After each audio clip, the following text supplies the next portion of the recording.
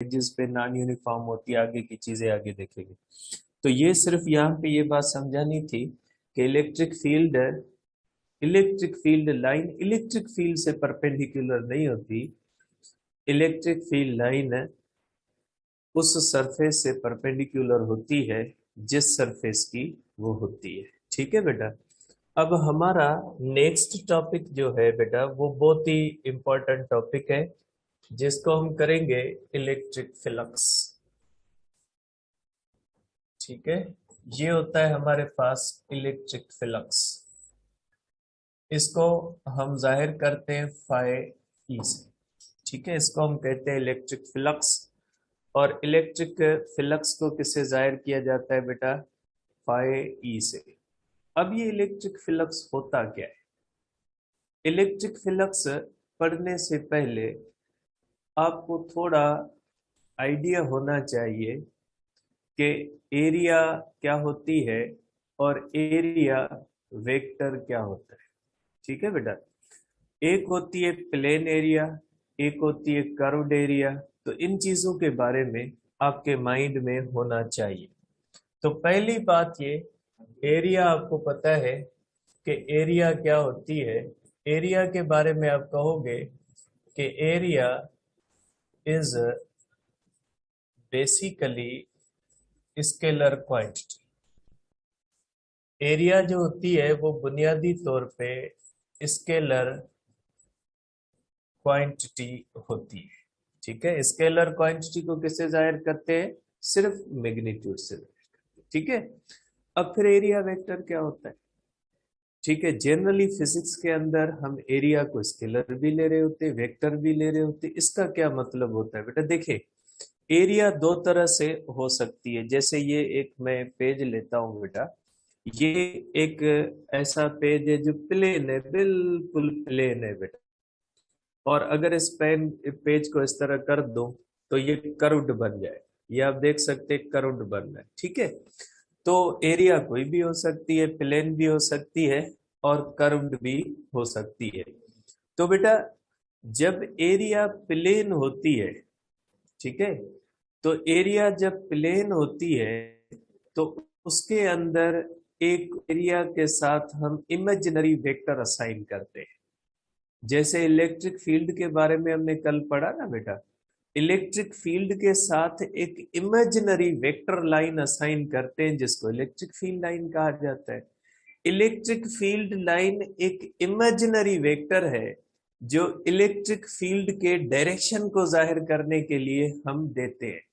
इसी तरह से बेटा, इलेक्ट्रिक जो एरिया होती है, एरिया के साथ भी हम एक ऐसा वेक्टर असाइन करते हैं जो उस एरिया को एज अ वेक्टर सेंस में उसका डायरेक्शन दिखाता है। वैसे एरिया स्केलर है, लेकिन जब हम फ्लक्स वगैरह कैलकुलेट करते हैं तो फ्लक्स में हम फ्लो लेते हैं। फ्लक्स का मकसद होता है फ्लो।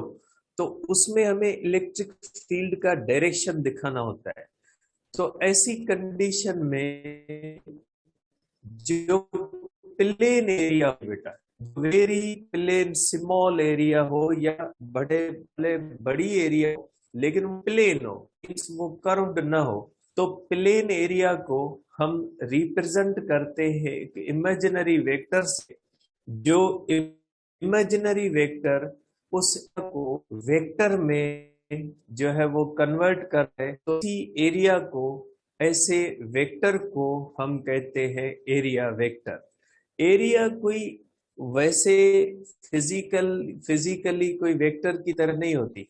एरिया को जब हम फ्लक्स के सेंस में ले आते हैं, जब हमें ऐसी चीज को डिफाइन करना होता है जिसका एक पर्टिकुलर डायरेक्शन हो, जैसे फ्लक्स में number of electric field lines होती है, तो एरिया को हम किस सेंस में लेते हैं? एरिया को हम लेते हैं वेक्टर सेंस में। तो आप कहोगे कि एरिया वेक्टर क्या होती है बेटा? इसको हम इस तरह से डिफाइन करेंगे, एरिया वेक्टर बेटा। अब ये टेक्निकल सेंस मैंने नहीं इस यहाँ पे डिस्कस किया कि एरिया वेक्टर क्यों होता है, एरिया क्यों वेक्टर होती है। बेटा ये मैथमेटिक्स के अंदर आता है, इसका टेक्निकल रीजन भी है।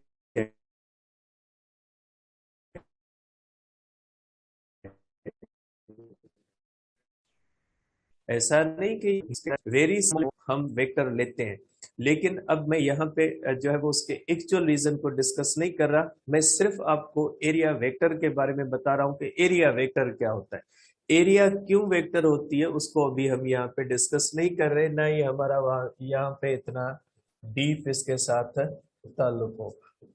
तो एरिया वेक्टर क्या होता है बेटा? एरिया वेक्टर जो होता है वो एक इमेजिनरी वेक्टर होता है बेटा। Imaginary vector, imaginary vector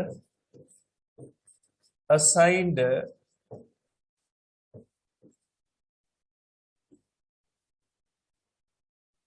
assigned with area is called area vector। ऐसा वेक्टर जो एक इमेजिनरी वेक्टर होता है वो क्या करता है, एरिया के साथ असाइन कर दिया जाता है, ऐसे वेक्टर को एरिया वेक्टर कहा जाता है।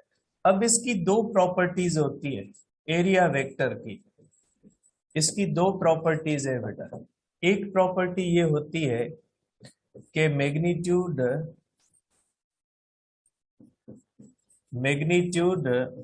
Of area vector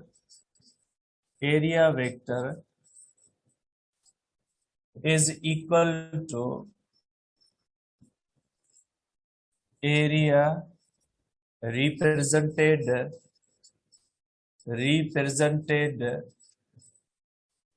by that area vector। वो एरिया जिसको वो एरिया वेक्टर रिप्रेजेंट कर रहा है उसका मैग्नीट्यूड उसके बराबर होता है। दूसरी बात कि एरिया वेक्टर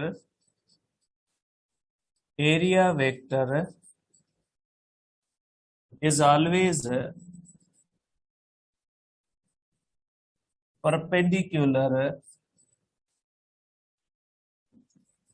परपेंडिकुलर, जिसको नॉर्मल भी कहा जाता है। परपेंडिकुलर का मकसद है normal, perpendicular to area.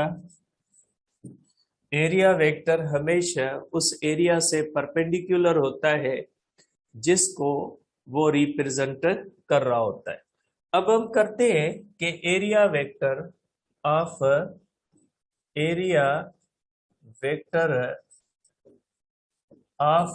Plane surface, ठीक है बेटा। Area vector of plane surface, plane surface का मकसद क्या होता है बेटा? प्लेन सरफेस का मकसद है surface which is not curved, ऐसा सरफेस जो कर्व्ड नहीं है। ऐसे सरफेस को हम क्या कहते हैं? ऐसे सरफेस को हम कहते हैं एरिया जो है वो, sorry, plain area. For example, वही मैं पेज का ले लेता हूं एग्जांपल कि ये हमारे पास पेज है, अगर मैंने इसको इस तरह से पकड़ा हुआ है तो ये जो इसकी पूरा प्लेन है ये बेटा एक प्लेन सरफेस की तरह से है, तो इसको कहा जाता है कि ये प्लेन एरिया है। लेकिन अगर इसको मैं इस तरह से कर्व्ड कर दूंगा जैसे स्फेयर होता है या जो है वो कोई भी ऐसी स्फेरिकल चीज होती है तो वो कर्व्ड सरफेस होता है बेटा। तो आप कहेंगे कि बेटा area vector of plane surface बेटा, ठीक है। तो आप कहेंगे बेटा कि plane area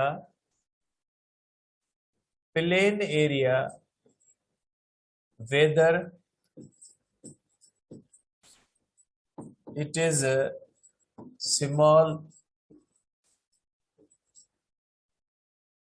or large can be represented by single area vector, ठीक है। सिंगल एरिया वेक्टर से रिप्रेजेंट की जाती है। कैसे बेटा? क्योंकि एरिया वेक्टर के अंदर दो चीजें होना जरूरी है। मींस एरिया वेक्टर की मैग्नीट्यूड उस एरिया के बराबर होना चाहिए जिस एरिया को वो रिप्रेजेंट कर रहा है। अगर इसकी एरिया, फॉर एग्जांपल ये हमारा पेज है कि फॉर एग्जांपल अगर ये इसकी एरिया 10 सेंटीमीटर स्क्वायर है तो इसका एरिया वेक्टर भी कितना होगा, 10 सेंटीमीटर स्क्वायर उसका मैग्नीट्यूड होगा। अगर इसकी एरिया 100 सेंटीमीटर स्क्वायर है तो इसके साथ जो वेक्टर असाइन होगा उसका मैग्नीट्यूड भी 100 सेंटीमीटर स्क्वायर होगा। ठीक है, दूसरी बात ये कि एरिया वेक्टर हमेशा से परपेंडिकुलर होगा। जैसे ये अगर एरिया है तो ये इसका एरिया वेक्टर है, पेन जो है वो क्या है, इसके साथ परपेंडिकुलर है। तो एरिया वेक्टर की दो बातें बहुत ही इंपॉर्टेंट होती है। अब फॉर एग्जांपल अगर हमारे पास इस तरह से है, ये हमारे पास एक प्लेन एरिया है बेटा, ठीक है, एक प्लेन सरफेस है, तो इसका ये बन गया एरिया वेक्टर बेटा। ठीक है, इस एरिया वेक्टर डेल्टा ए से जाहिर किया जाता है। इसका मैग्नीट्यूड कितना होगा, इसका मैग्नीट्यूड इतना ही होगा जितना इसकी एरिया होगी। अगर एरिया बड़ी है तो एरिया वेक्टर भी बड़ा होगा बेटा। एरिया छोटी है तो एरिया वेक्टर छोटा होगा, एरिया बड़ी है तो एरिया वेक्टर भी बड़ा होगा। ठीक है, क्योंकि एरिया वेक्टर एक वेक्टर रिप्रेजेंटेशन होती है एरिया की। एरिया वेक्टर को आप ये भी कह सकते हैं any vector which is representing area in vector sense is called area vector. जब एरिया वेक्टर को एज अ वेक्टर रिप्रेजेंट करते हैं उसको एरिया वेक्टर कहा जाता है। अब क्यों करते हैं ये आपके डोमेन में नहीं है, मैथमेटिक्स के अंदर टेक्निकल रीजन होता है, उसको यहाँ पे जरूरी नहीं है डिस्कस करना। सिंपली एरिया वेक्टर क्या होता है उसको समझ ले। तो कोई एरिया जब हम फ्लक्स कैलकुलेट करते हैं तो एरिया को एज अ वेक्टर सेंस लेते हैं। तो जब एरिया को वेक्टर के सेंस में लेते हैं तो उस एरिया को रिप्रेजेंट करने वाला जो इमेजिनरी वेक्टर होता है उसको कहा जाता है एरिया वेक्टर। एरिया वेक्टर का मैग्नीट्यूड जो होता है वो हमेशा उस एरिया के बराबर होता है जिस एरिया को वो रिप्रेजेंट कर रहा होता है, और वो हमेशा उस एरिया से परपेंडिकुलर होता है जिस एरिया को वो रिप्रेजेंट कर रहा होता है। तो ये हो गया प्लेन एरिया जो होती है वो एक एरिया वेक्टर से रिप्रेजेंट की जा सकती, क्योंकि ये एरिया वेक्टर कहीं पे भी बनाओ ये हमेशा इस प्लेन के साथ क्या हो जाएगा। पर जरूरी नहीं आप सेंटर पे बना ले, यहाँ पे बना ले, कोई मसला नहीं है। ठीक है, यहाँ पे बना ले, यहाँ पे भी वही क्या होगा, परपेंडिकुलर तो है ना, हर हिस्से से परपेंडिकुलर होना चाहिए। एरिया वेक्टर को जिस एरिया को वो रिप्रेजेंट कर रहा है तो एरिया वेक्टर को उसके हर हिस्से के साथ क्या होना चाहिए, परपेंडिकुलर होना चाहिए। तो कहीं पे भी बना दे एक वेक्टर जो आप पूरी एरिया के साथ अगर आप देखोगे कि परपेंडिकुलर है। अब अगर लेते हैं कि अगर कोई कर्व्ड सरफेस है, ठीक है, area vector, area vector of curved surface. बेटा अगर कोई कर्व्ड सरफेस है तो उसका एरिया वेक्टर क्या होगा। ठीक है, आप इस तरह से करोगे बेटा, curved surface, curved surface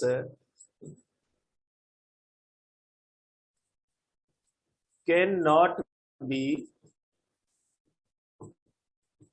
represented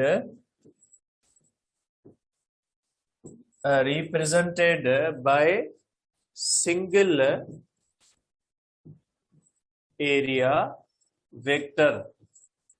क्यों नहीं किया जा सकता, पहली बात ये कि क्यों नहीं किया जा सकता। आप देखें क्यों नहीं किया जा सकता। ठीक है, अब देखें फॉर एग्जांपल ये हमारे पास एक स्फेयर है बेटा, ये हमने स्फेयर लिया और स्फेयर का सरफेस आपको पता है कर्व्ड होता है।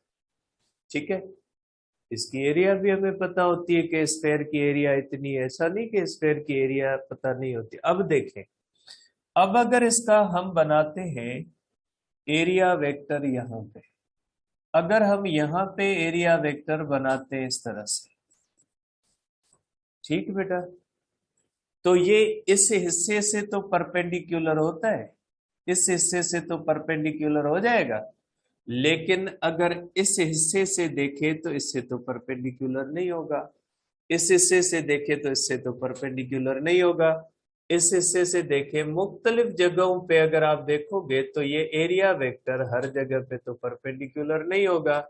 मुख्तलिफ मैंने टेंजेंट्स बनाए हैं, हर जगह पे तो ये एरिया वेक्टर परपेंडिकुलर नहीं होता। ठीक है, एरिया वेक्टर को क्या करना है, एरिया के साथ परपेंडिकुलर होना जरूरी है। ये वो इमेजिनरी वेक्टर होता है जो ऑलवेज परपेंडिकुलर होता है, किसके साथ, उस एरिया के साथ जिस एरिया को रिप्रेजेंट कर रहा होता है। तो इसका मतलब है कि curved area can not be represented by single area vector, single area vector से नहीं की जा सकती, तो कैसे फिर करेंगे। फुटबॉल आप सबने देखा है, फुटबॉल के अंदर छोटी छोटी पट्टियां लगी होती है, अगर आप एक पट्टी का एरिया वेक्टर बनाओगे तो जरूरी थोड़ी वो दूसरी पट्टी के साथ भी परपेंडिकुलर। ठीक है, एक पीस के साथ तो वो परपेंडिकुलर होगा, बाकियों के साथ वो नहीं होगा। इसका मकसद है अगर फुटबॉल का आपको एरिया वेक्टर बनाना है तो उसके हर पीस का एरिया वेक्टर आप अलग बनाओगे, क्योंकि एरिया वेक्टर का एरिया के साथ बराबर होना जरूरी है। ठीक है, तो आप क्या करोगे कि जो होता है फिर किस तरह से बनाते हैं। ठीक है, फिर हम बनाते हैं इस तरह से। ठीक है, for assigning area vector two kilo curved surface, curved surface, whole surface, whole surface is divided into small pieces such that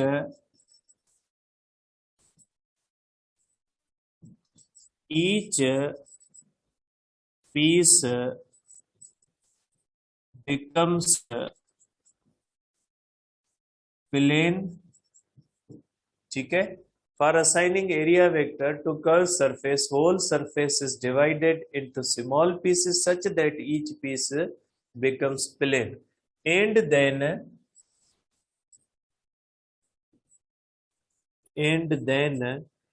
each piece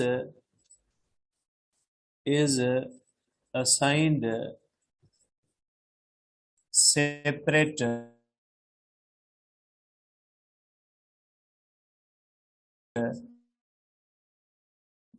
area. अगर हमारे पास ये एक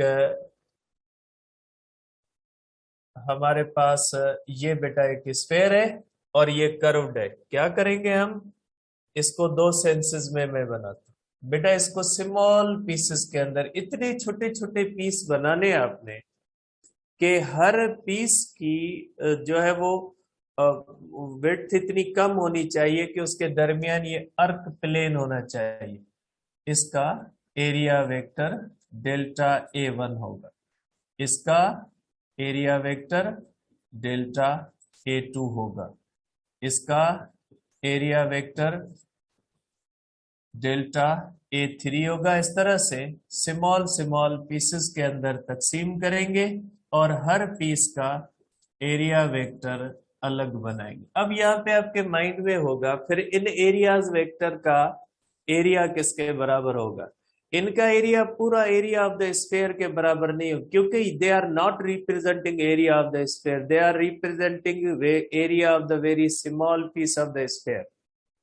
ठीक है, ये पूरी एरिया ऑफ द स्फीयर को रिप्रेजेंट नहीं कर रहे, किसको रिप्रेजेंट कर रहे हैं, ये सरफेस की, जैसे फुटबॉल जो होता है ना उसके स्मॉल स्मॉल पीसेस होते हैं, तो जब हम एक पीस को एरिया वेक्टर देते तो वो एक पीस का एरिया वेक्टर पूरे फुटबॉल की एरिया को रिप्रेजेंट नहीं करता, वो किसको रिप्रेजेंट करता है, एक पीस को रिप्रेजेंट करता है, इसलिए उसका एरिया फुटबॉल के एरिया के बराबर नहीं होगा।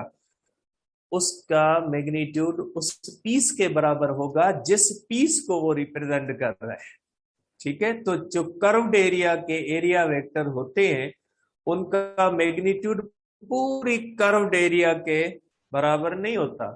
उसका किसके बराबर होता है? उसका बराबर होता है उस स्मॉल पीस की एरिया के बराबर मैग्नीट्यूड होता है जिस एरिया को वो रिप्रेजेंट कर रहा होता है। ठीक है, तो ये हुई हमारे पास एरिया को एज अ वेक्टर सेंस लेने। इसको मैं एक और तरह से भी बनाता हूं। ठीक है, आप इसको इस तरह से भी देखें कि फॉर एग्जाम्पल अगर आप इसको इस तरह से देखते हैं,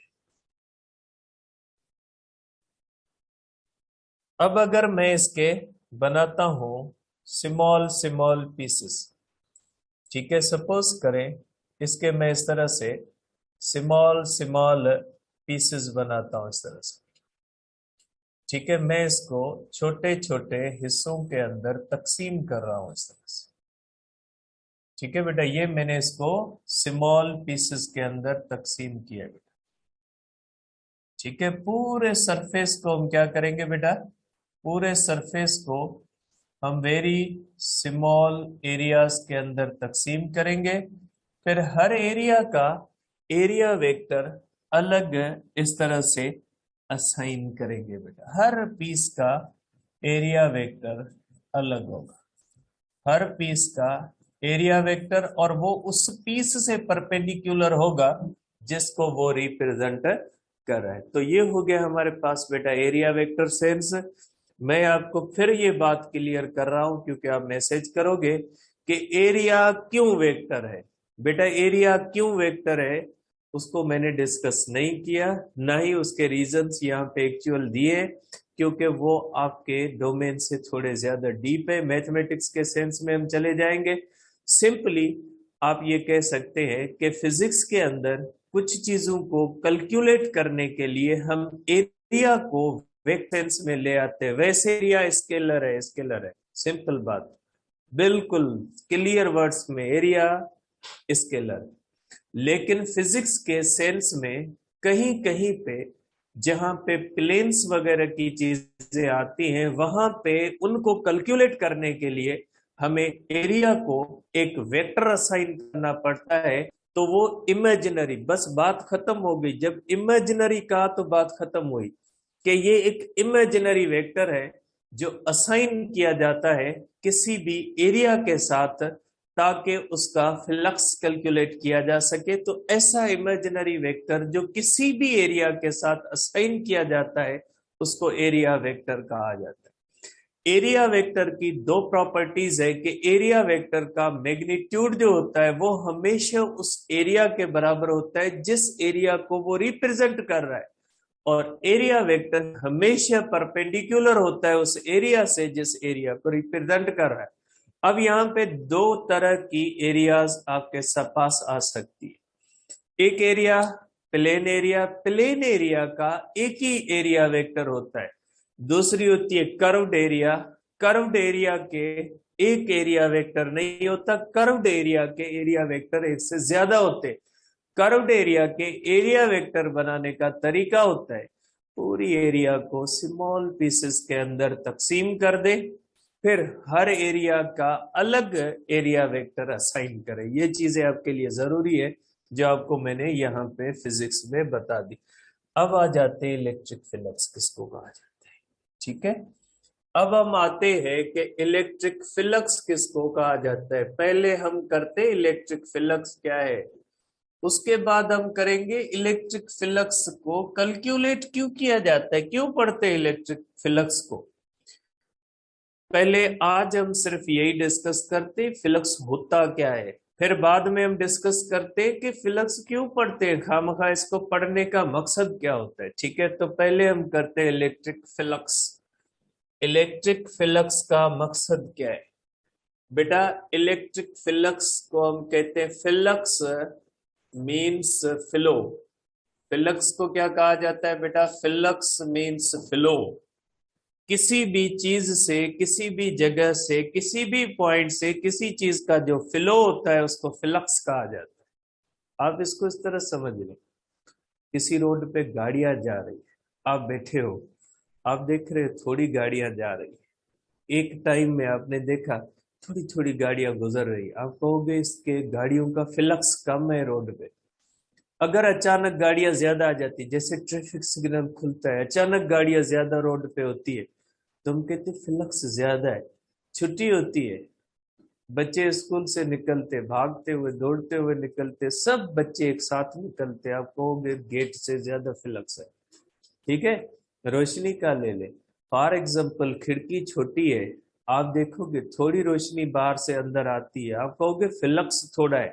खिड़की बड़ी है, अगर उसमें से ज्यादा रोशनी आ रही है, आप कहोगे फ्लक्स ज्यादा है, लाइट का फ्लक्स, लाइट के रेज का फ्लो ज्यादा है। अगर बल्ब किसी रूम में एक जलाओगे तो उसके अंदर लाइट का फ्लक्स कम होगा, अगर दो जलाओगे तो फ्लक्स बढ़ जाएगा। किसी चीज का किसी पर्टिकुलर एरिया से एक फ्लो जो होता है उसको फ्लक्स कहा जाता है। तो फ्लक्स की मीनिंग क्या होती है? फ्लक्स की मीनिंग होती है फ्लो। और हम क्या फ्लो करवा रहे हैं? Electric flux means flow of electric field lines. तो इलेक्ट्रिक फ्लक्स का मकसद क्या होगा? Flow of electric field lines. तो इसको डिफाइन कैसे करोगे?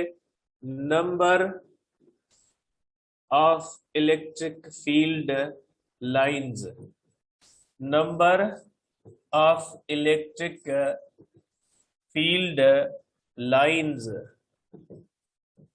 passing through area held perpendicular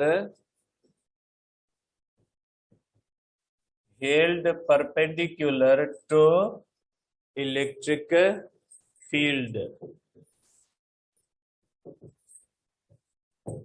ठीक, किसी भी एरिया से number of electric field lines का जो फ्लो होता है उसको फ्लक्स कहा जाता है। ठीक है, अगर आप कोई भी एरिया रखे, जैसे खिड़की है, उस खिड़की से रोशनी के रेज का फ्लो जो होता है वो लाइट फ्लक्स कहलाता है। इसी तरह से अगर कोई आपके पास चीज है, उससे इलेक्ट्रिक फील्ड लाइंस कितनी गुजर रही है, हम कहेंगे कि वो जो है वो इलेक्ट्रिक फ्लक्स है। फॉर एग्जाम्पल ये मेरा हाथ है, आप कह ले ये एरिया है, ये इलेक्ट्रिक फील्ड लाइंस है, इस एरिया से कितनी लाइंस इस तरह से गुजर रही है, तो उसको क्या कहा जाता है? Electric flux. अगर दो लाइंस गुजर रही है तो इलेक्ट्रिक फ्लक्स कम है, तीन लाइन गुजर रही है इलेक्ट्रिक फ्लक्स उससे ज्यादा है, चार लाइन गुजर रही है उससे फ्लक्स क्या है? ज्यादा है। तो इलेक्ट्रिक फ्लक्स का मकसद क्या हुआ? इलेक्ट्रिक फ्लक्स का मकसद हुआ कि किसी भी एरिया से number of electric field lines का क्रॉस होना, पास होना, उसको क्या कहा जाता है? उसको कहा जाता है इलेक्ट्रिक फ्लक्स। अब फ्लक्स भी दो तरह से हम पढ़ेंगे। किस तरह से? फ्लक्स थ्रो प्लेन एरिया बेटा, फ्लक्स थ्रो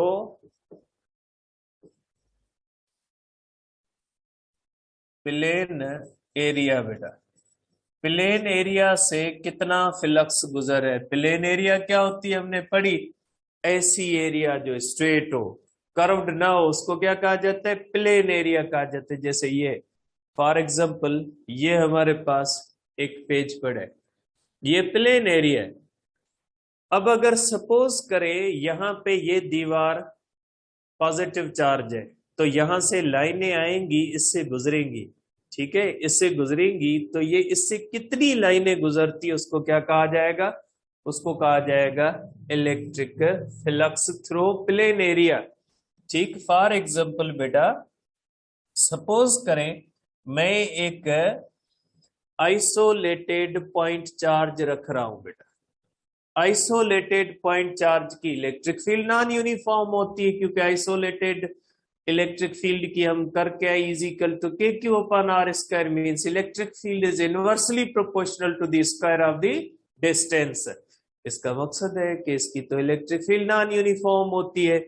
और ये हो गई इसकी इलेक्ट्रिक फील्ड लाइंस, ये हो गई हमारे पास है इलेक्ट्रिक फील्ड लाइंस। ठीक है, मैं इसको दो तीन लाइंस को बना रहा हूं, ये हो गई इलेक्ट्रिक फील्ड लाइंस। देखिए आइसोलेटेड चार्ज की इलेक्ट्रिक फील्ड लाइंस के दरमियान स्पेस बढ़ रहा है, स्पेस बढ़ने का मकसद है जहां पे लाइनों के दरमियान स्पेस ज्यादा होगा वहां पे इलेक्ट्रिक फील्ड वीक होगी, और जहां पे स्पेस कम होगा इलेक्ट्रिक फील्ड स्ट्रांग होगी। इसीलिए हम कहते हैं कि आइसोलेटेड चार्ज से अवे जाएंगे तो इलेक्ट्रिक फील्ड वीक होगी, और क्लोज आएंगे तो स्ट्रांग होगी। मैंने आपको कहा था कल कि इलेक्ट्रिक फील्ड लाइनें दो काम करती, कौन? एक ये कि वो direction of the electric field बताती है कि इलेक्ट्रिक फील्ड का डायरेक्शन क्या होता है, दूसरा वो strength of the electric field भी बताएंगी। स्ट्रेंथ कैसे बताएंगी? कि जहां पे उनके दरमियान स्पेस कम होगा वहां पे इलेक्ट्रिक फील्ड स्ट्रांग होगी, और जहां पे स्पेस ज्यादा होगा वहां पे इलेक्ट्रिक फील्ड वीक होगी। तो आइसोलेटेड पॉइंट चार्ज जो होती है उसकी इलेक्ट्रिक फील्ड नॉन यूनिफॉर्म होती है। तो देखिए मैंने नियर टू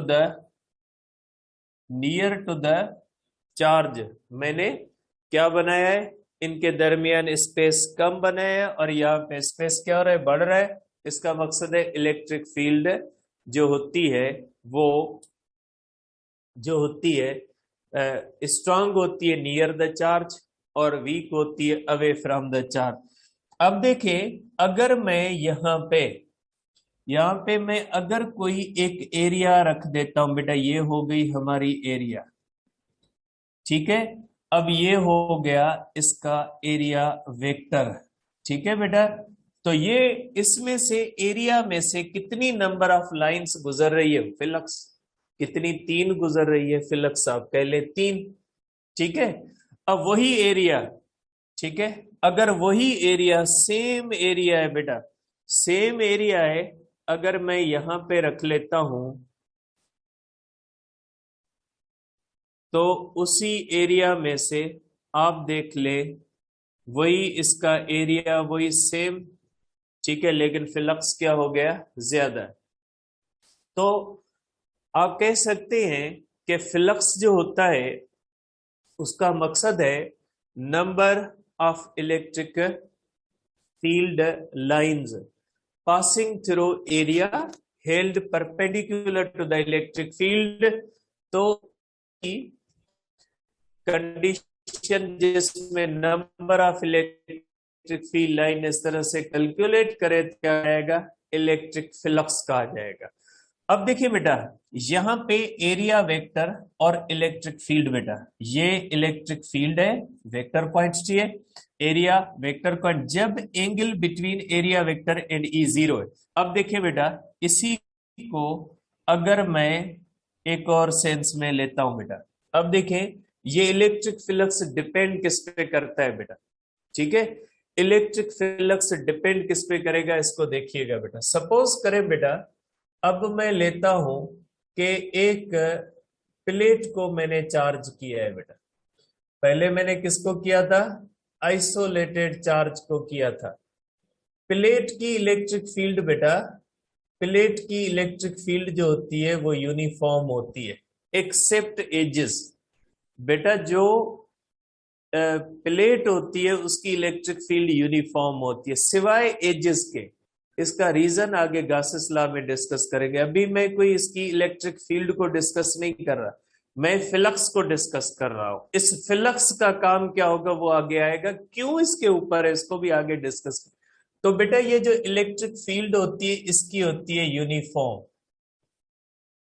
ठीक है बेटा। आप देखिए ये इलेक्ट्रिक फील्ड बेटा इसकी है यूनिफॉर्म, ये यूनिफॉर्म इसकी इलेक्ट्रिक फील्ड होती है। इस तरह से इलेक्ट्रिक फील्ड है हमारे पास, यूनिफॉर्म इलेक्ट्रिक फील्ड है।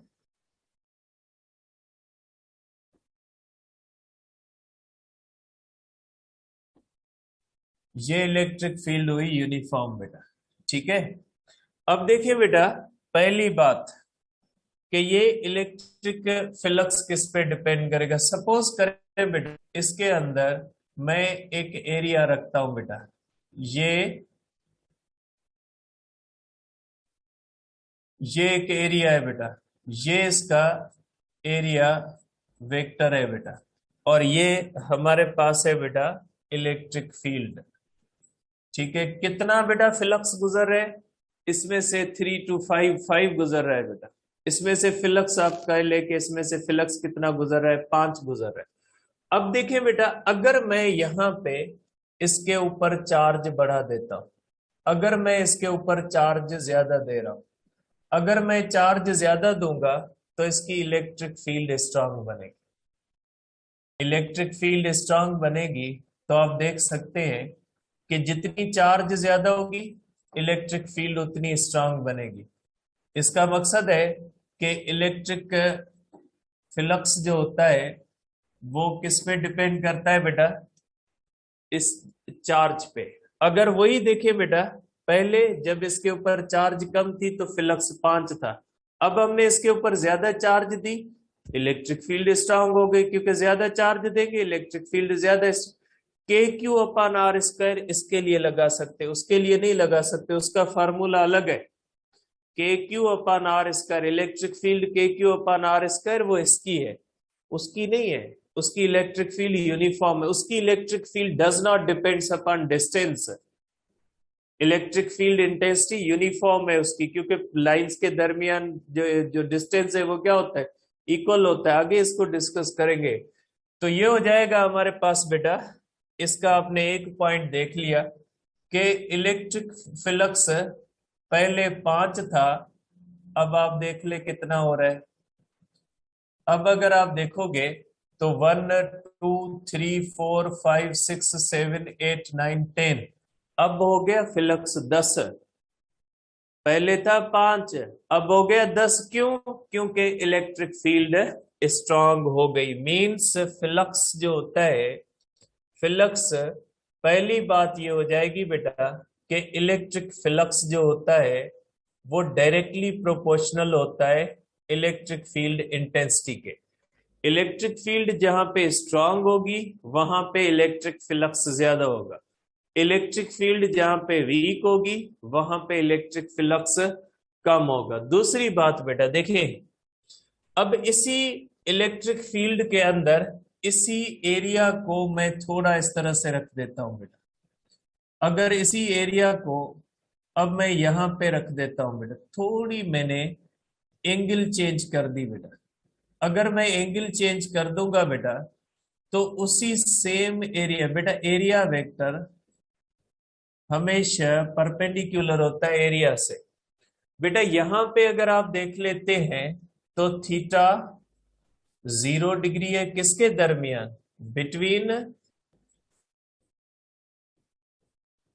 Between E and delta A. But theta 90 degree है बिटवीन प्लेन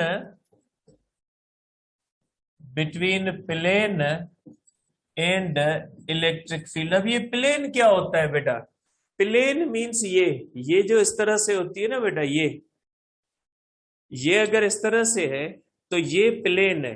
देखिए बेटा, जब ये इस तरह से हम रखेंगे तो प्लेन जो होता है वो perpendicular to the electric field है, और एरिया वेक्टर जो होता है वो क्या होता है, पैरेलल होता है। ठीक है, फर्स्ट पोजीशन पे, पोजीशन 1।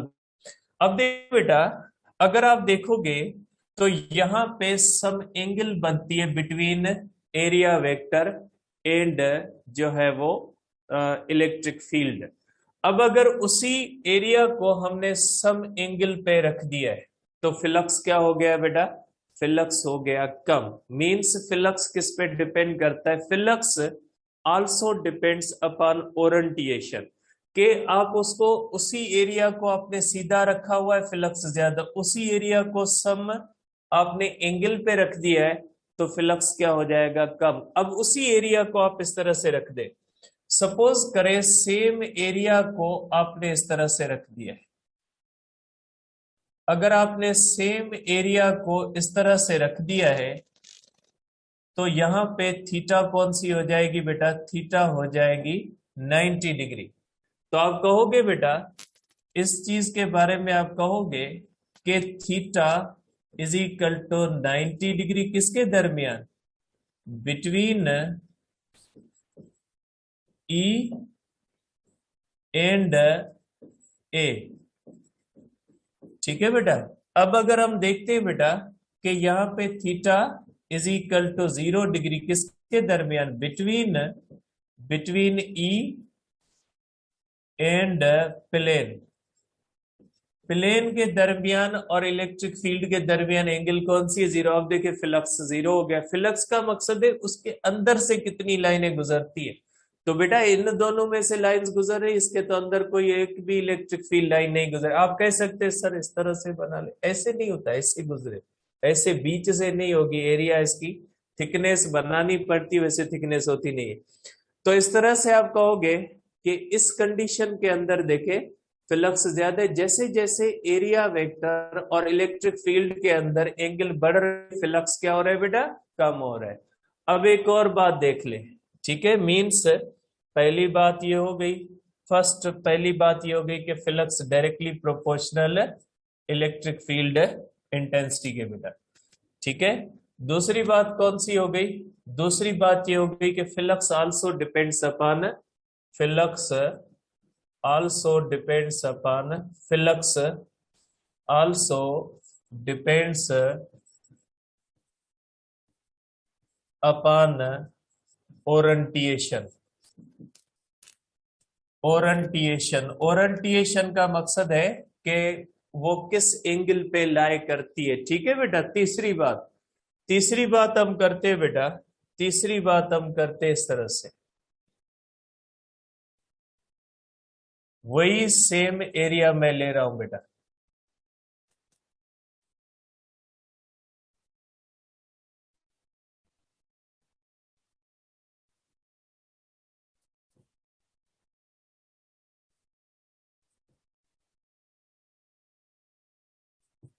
एक तो आप लोग बेटा बड़े चीखते चिल्लाते हैं, संडे है, ये है, 40 मिनट का क्लास हो गया, 50 का हो गया, 1 घंटे का हो गया। खुदा के बंदे, आप लोग एंट्री टेस्ट के हर चीज के लिए मेहनत करनी पड़ती है।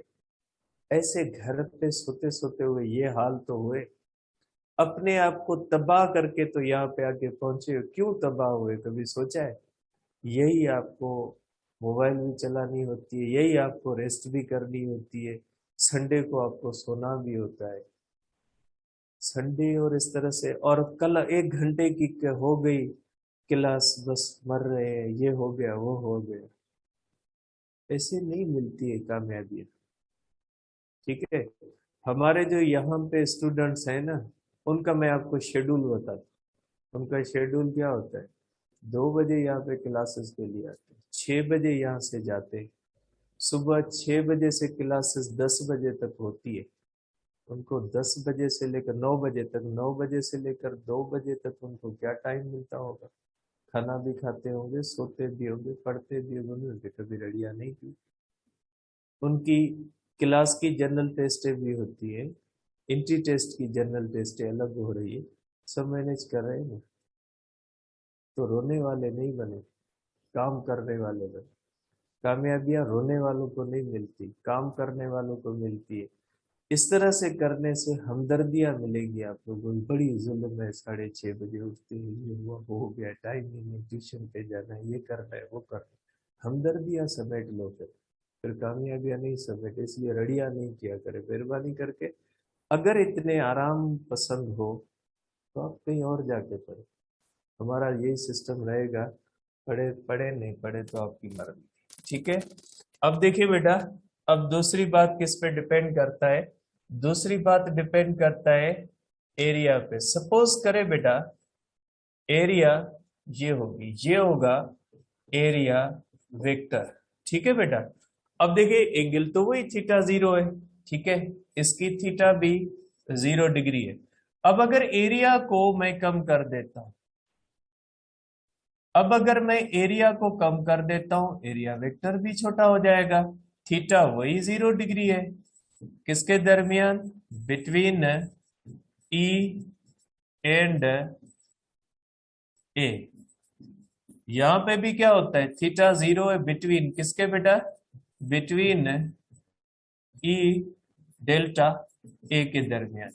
लेकिन यहाँ पे एरिया वेक्टर बड़ा है, यहाँ पे एरिया वेक्टर छोटा है। तो इसका मकसद है कि फ्लक्स जो होता है, फ्लक्स दूसरी पॉइंट के flux also directly proportional to the area vector. ठीक है, मींस एरिया वेक्टर बड़ा है तो जाहिर सी बात है एरिया बड़ी है, क्योंकि हम फ्लक्स के अंदर एरिया को कंसीडर नहीं करते, फ्लक्स के अंदर हम एरिया वेक्टर को कंसीडर करते।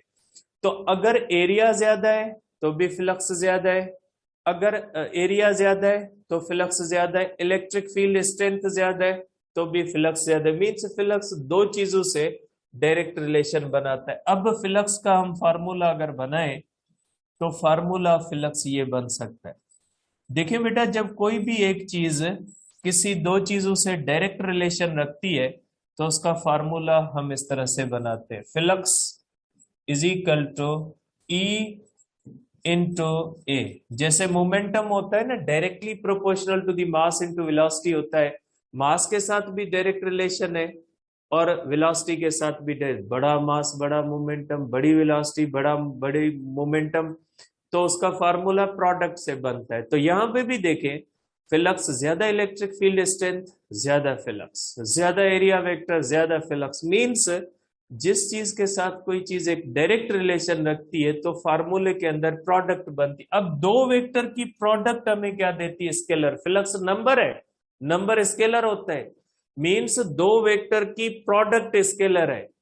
ठीक है, इसका मकसद ये होता है कि इलेक्ट्रिक फ्लक्स जो होता है वो स्केलर है, मींस डॉट प्रोडक्ट है। आप कहोगे क्योंकि दो वेक्टर्स मिलके हमें क्या दे रहे हैं? स्केलर दे रहे। तो आप इसको इस तरह भी कर सकते हैं कि flux is equal to E delta A cos theta.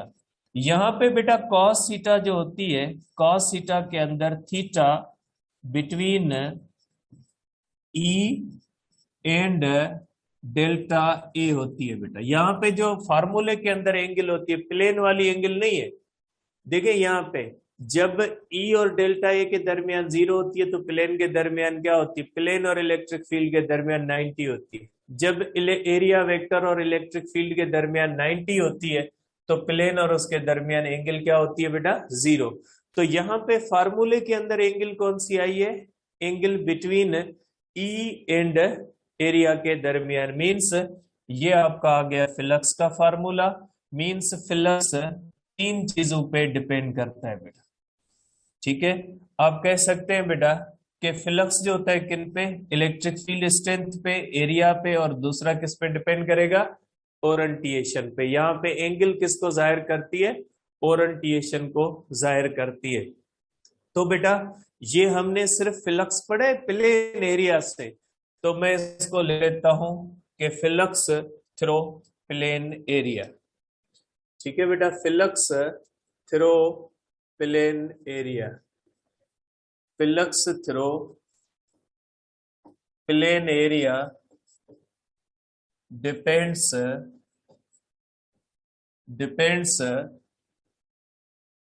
Upon strength of electric field.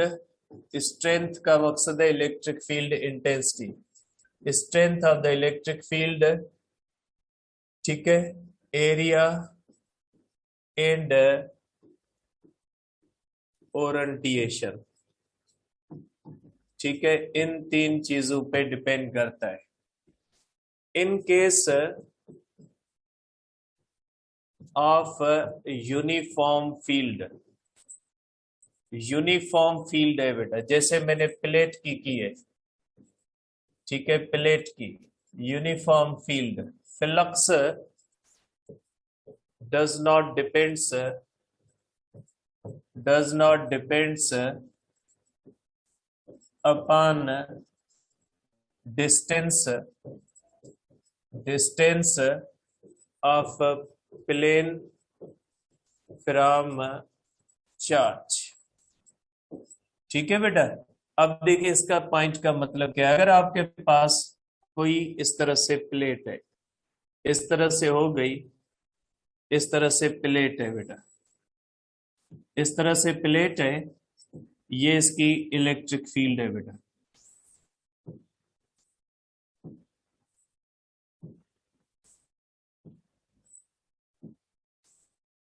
अब इसके अंदर आपने एक एरिया यहाँ पे ली बेटा, ठीक है। सपोज करें इस एरिया का डिस्टेंस है 10 सेंटीमीटर, इसका फिलक्स है 5 1। सपोज करें वही सेम एरिया आपने यहाँ पे रखी, ठीक है, और इसका आप ले ले डिस्टेंस है 2 सेंटीमीटर, इसका फिलक्स 2 है। देखिए flux 1 is equal to flux 2। Flux does not depends upon distance अगर इलेक्ट्रिक फील्ड यूनिफॉर्म है। In case of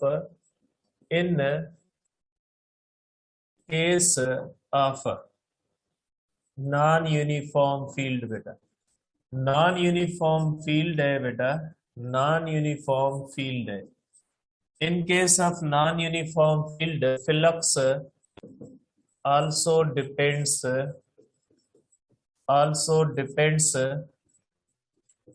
upon distance. जो भी मैं बातें कर रहा हूँ वो प्लेन एरिया के लिए, हर चीज के लिए नहीं वैलिड कीजिएगा कि आप क्वेश्चन उठा के भेज दे के क्लोज्ड सरफेस का तो डिस्टेंस पे डिपेंड नहीं, क्लोज का अलग होता है, कल करेंगे क्लोज।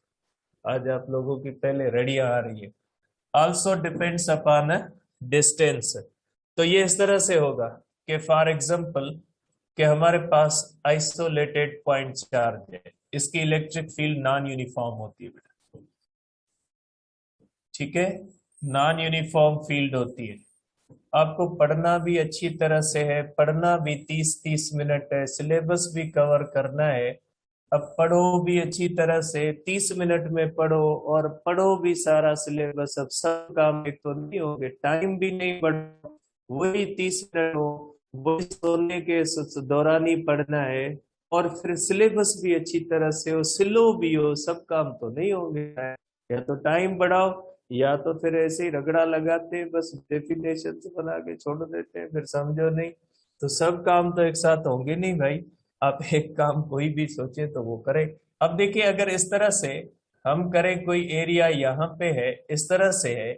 अब अगर उसी एरिया को हम यहाँ पे रखते तो देखिए उसी एरिया से फ्लक्स क्या हो गया, फ्लक्स चेंज हो गया। अगर आप देखते हैं कि इसका डिस्टेंस जो होता है, सपोज करें 10 सेंटीमीटर है, और इसका डिस्टेंस अगर 2 सेंटीमीटर है, इसका फ्लक्स 5 1 है, इसका फ्लक्स 2 है, तो इस केस में फ्लक्स 2 ग्रेटर देन हो जाएगा फ्लक्स 1 से, ठीक है। अब देखिए, अब आपको पता है कि मैक्सिमम फ्लक्स कब होगा। मैक्सिमम फ्लक्स बेटा, मैक्सिमम फ्लक्स तब होता है जब थीटा इज इक्वल टू 0, किसके दरमियान, between E and delta A, और 90 degree between E and plane, ठीक है बेटा। तो ई और प्लेन के दरमियान जब एंगल जो होगी, ये देखे ये होगी, तो फ्लक्स क्या हो रहा है, मैक्सिमम हो रहा है बेटा, ये कंडीशन है, ठीक है। अब अगर हम देखते हैं बेटा flux flux zero, flux zero तब होता है जब थीटा 90 डिग्री किसके दरमियान, बिटवीन ई और डेल्टा ए के दरमियान, और थीटा 0 डिग्री बिटवीन, ठीक है, बिटवीन ई एंड प्लेन, ई और प्लेन दरमियान हो जाता है बेटा 0। और फ्लक्स फ्लक्स पॉजिटिव होता है, क्योंकि ये बेटा स्केलर है, scalar can be positive can be negative. जब theta greater than equal to 0 less than 90 degree बेटा, क्योंकि cos थीटा पे डिपेंड, इसको पढ़ने का तरीका, थीटा ग्रेटर देन और equal to 0, theta less than 90 degree, क्योंकि 90 पे 0 हो जाएगा, तो cos पे डिपेंड करता है, cos की वैल्यू पॉजिटिव होती है 0 से लेकर 90 तक, तो फ्लक्स क्या होता है, फ्लक्स पॉजिटिव होता है। इसके अंदर आप देख सकते हैं बेटा, इसका फ्लक्स पॉजिटिव, इसका फ्लक्स, क्योंकि इसकी एंगल भी लेस देन 90 है, तो फ्लक्स क्या हो जाएगा, फ्लक्स हो जाएगा पॉजिटिव। और फ्लक्स होता है बेटा निगेटिव, फ्लक्स निगेटिव, ठीक है, फ्लक्स होता है निगेटिव तो थीटा जो होती है वो greater than 90 degree, less than or equal to 180 degree. अगर इलेक्ट्रिक फील्ड और इसके दरमियान बेटा एंगल जो होती है वो 90 से बड़ी हो और 180 से कम हो तो इसको निगेटिव फ्लक्स कहा जाता है। मैं इसकी निगेटिव फ्लक्स की यहाँ पे बना लेता हूँ। निगेटिव फ्लक्स कैसे होता है बेटा, ठीक है। निगेटिव फ्लक्स का मकसद होता है बेटा इस तरह से, अगर ये आपके पास इलेक्ट्रिक फील्ड है, ठीक है, और अगर आपने एरिया इस तरह से रखी हुई है बेटा, एरिया आपने इस तरह से रखी है और एरिया वेक्टर आप ये ले रहे हो, तो बेटा ये जो एंगल है, ये एंगल थीटा जो होती है ग्रेटर देन 90 डिग्री है, तो इस कंडीशन के अंदर फ्लक्स क्या हो जाएगा, निगेटिव होगा। देखिए इलेक्ट्रिक फील्ड इस तरह से और एरिया वेक्टर इस तरह से होता है, तो इस कंडीशन के अंदर फ्लक्स क्या होता है, निगेटिव होता है। तो इसको पढ़ेंगे थीटा ग्रेटर देन 90 जो है degree, less than or equal to 180 degree. तो यहाँ पे जो कुछ भी हमने पढ़ा है ये वैलिड है, किसके लिए वैलिड है, ये सिर्फ और सिर्फ प्लेन एरिया के लिए वैलिड है। कल करेंगे फ्लक्स थ्रो क्लोज। सब आपकी कोई क्लास नहीं, सो जाएगी।